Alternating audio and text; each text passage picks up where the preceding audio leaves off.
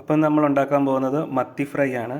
അതിന് നമ്മൾ 4 മത്തിയാണ് എടുത്തിരിക്കുന്നത്. അതിൻ്റെ അകത്തേക്ക് വേണ്ട മസാല നമ്മൾ എടുത്തിരിക്കുന്നത് 1 ടേബിൾ സ്പൂൺ കുരുമുളക് പൊടി, അതുപോലെ തന്നെ 3 ടേബിൾ സ്പൂൺ മുളക് പൊടി, ഇഞ്ചി വെളുത്തുള്ളി നന്നായിട്ട് ഇടിച്ചത്, അതുപോലെ തന്നെ 2 കറിവേപ്പില നമ്മൾ എടുത്തിരിക്കുന്നത്. അതായത് കുരുമുളകും മുളക് പൊടിയും കൂടിയും നന്നായിട്ട് മിക്സ് ചെയ്യാം. മസാല നന്നായിട്ട് നമ്മൾ മിക്സ് ചെയ്തിട്ടുണ്ട്. ഇതിൻ്റെ അകത്തേക്ക് നമുക്കൊരു 1/4 ടീസ്പൂൺ ഉപ്പിട്ട് കൊടുക്കാം. എന്നിട്ട് നന്നായിട്ടൊന്ന് മിക്സ് ചെയ്യാം.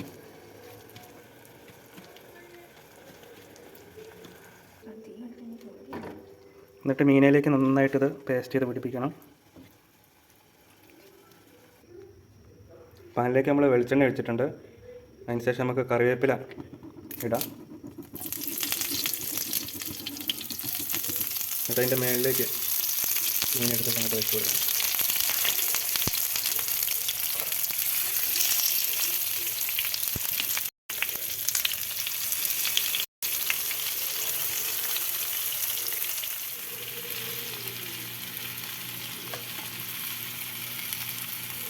മീൻ മറിച്ചിടുകയാണ്.